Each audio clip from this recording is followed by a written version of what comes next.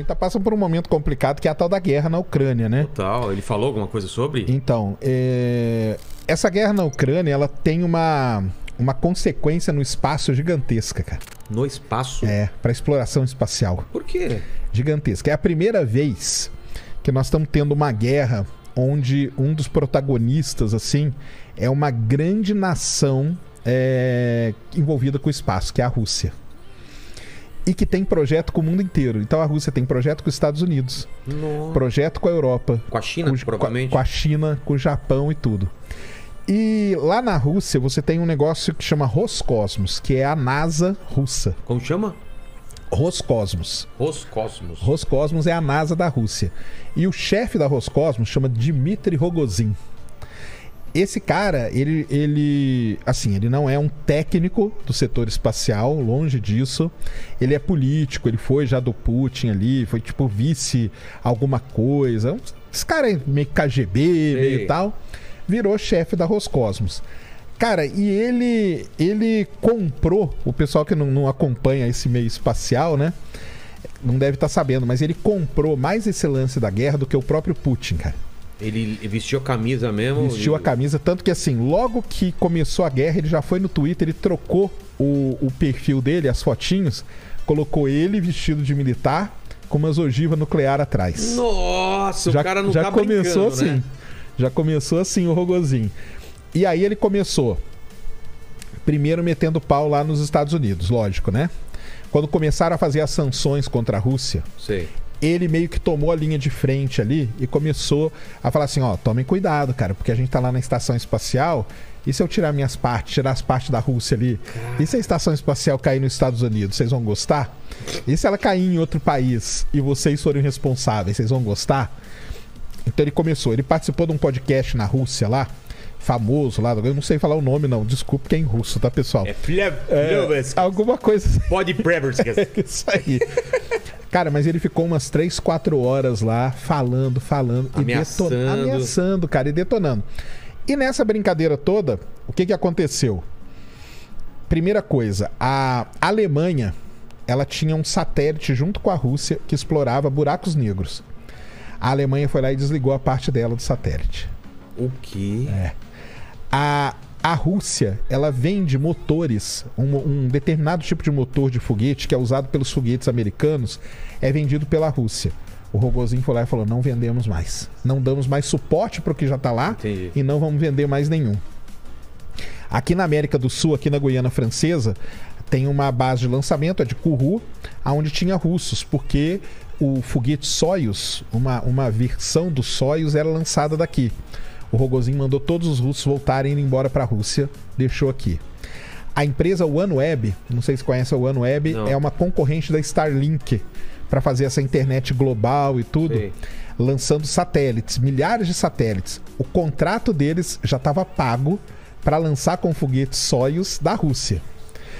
O foguete foi para a plataforma, ficou de pé, aí o Rogozin falou assim, eu só lanço se nessa empresa OneWeb o Reino Unido é um dos acionistas da empresa. Ele falou, eu só lanço se o Reino Unido sair do quadro de acionistas. Cara.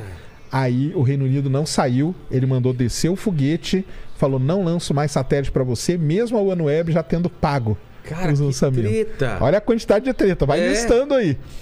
E a pior de toda, talvez a mais triste de todas, ia ter uma missão para Marte agora, ia ser lançada esse ano, que é a Agência Espacial Europeia, que é a ESA. A ESA ela é composta por 22 países membros ali. E a Roscosmos. Então tem um rover, que é um jipinho robô, né, que explora lá, que foi construído pela Agência Espacial Europeia, chama Rosalind Franklin. Quem ia lançar era um foguete russo, chamado Proton, e a plataforma que ia pousar era a russa também. Nessa confusão toda, a Roscosmos com a ESA brigou, não vai ter mais a missão. E tá tudo pronto. E ninguém sabe o que vai acontecer com o rover, ninguém sabe o que vai acontecer com nada. Tudo por conta da guerra. E aí, Então criou-se Não é só da guerra, é todas as sanções que o Ocidente fez, eles estão... Todas as sanções que o Ocidente fez, a resposta foi essa retaliação geral. É engraçado, porque tudo isso que está contando não vai para a grande mídia, né? Não vai, porque cuida desse setor espacial, fica meio ali, nichado, né? É muito nichado. Cara, mas é muita confusão. E a grande, vamos dizer assim, coisa que tem é... E a Estação Espacial Internacional? O que acontece lá dentro? Qual que é o acordo deles? Não, o acordo é que lá dentro, né, você tem... Não, eles têm um acordo que é... Na verdade, foi a Roscosmos, a NASA, a ESA, a JAXA, que é japonesa, e a CSA, Canadian Space Agency. Essas 5 agências espaciais é que construíram a estação espacial. Foram essas 5. Mas quem vai mesmo é russo e americano, né? De vez em quando vai um alemão e tal, não sei o quê. Bem, no meio de tudo isso, ia voltar uma nave trazendo um americano, que acabou quebrando até o recorde dos astronautas americanos no espaço, junto com 2 russos. Putz, olha a treta, meu. Chegou num momento que ele falou, o cara não vai vir. Chegou um momento que ele falou isso. Acabou que o cara voltou, foi tudo bem, e foi até meio emocionante lá na hora que eles foram se cumprimentar. Eles falaram, eles estavam lá na estação, né? Eles falaram, lá na Terra, os homens brigam. Aqui nós somos uma tripulação só. Olha que legal. E aí vieram numa boa e tal. Mas e aí, qual que é o futuro da estação espacial? A gente não sabe. É carta para um lado, é e-mail para o outro. Por que eu contei toda essa história? Porque quem que entrou no meio de tudo isso? O Elon Musk. Ah, é? Exatamente, cara. Ele não podia ficar de fora. Qual que é a cara, aí ele começa a tuitar, né? Aí nisso tudo, o Rogozin falou assim: os Estados Unidos que voem com aquelas vassouras espaciais deles. E agora nos lançamentos da SpaceX, na hora que tem a contagem regressiva e dá o lift-off lá, né? Sim. Que lançou. Aí o cara lá, o narrador fala, lançou mais uma vassoura espacial. Dando uma cutucada. Dando uma cutucada do lado e do outro. E aí, cara, o Elon Musk começa a tuitar, cara. Tuitar em russo, entendeu? Nossa. E dá umas espetadas aqui, umas espetadas ali. A gente pode ter uma terceira guerra mundial por causa do Elon Musk no Twitter, então.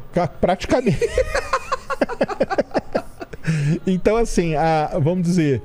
Tem esse lado todo triste da guerra aí que tá acontecendo, que tá gerando essa confusão toda. No setor espacial, assim, é muito terrível mesmo o que tá acontecendo. A Rússia, ela meio que tá se isolando. Porque ela tá se isolando. Ela não... Dificilmente a ESA vai fazer acordo com ela de novo, por causa dessa confusão toda. A China, você vê que a China, ela fica meio ali, meio que não fala muito, né? Meio dúbia, né? Meio dúbia. Segundo... As últimas notícias aí é que vai fortalecer a relação China e Rússia, pelo menos na parte espacial. Mas cria uma confusão, né, cara? Agora vamos ver como vai ser o desenrolar aí de tudo isso, né? Total. Pra poder entender como que vão ficar as coisas. Mas foi aí passando os momentos tensos aí, viu? Mas é engraçado que eu tinha uma ideia de que a Rússia estava totalmente defasada. Então ela ainda tem tecnologia de ponta. Não, ela é muito boa. Na parte espacial. Poxa. É mesmo? Não, a Rússia é a segunda melhor, né, cara? Assim, no setor espacial não tem, cara. Os foguetes Soyuz voam há muito tempo. A Rússia ficou 11 anos que é só ela que levava astronauta para o espaço, cara. E por que isso? Até porque os Estados Unidos, em 2011, aposentou os ônibus espaciais. Sem ter um backup de outra tecnologia? Sem ter um backup, mas querendo investir em empresas. E aí que entra a SpaceX na história e a Boeing também para desenvolver as coisas e tal. Só que foram 11 anos até a SpaceX lançar o ano passado, né, o foguete com os astronautas de novo.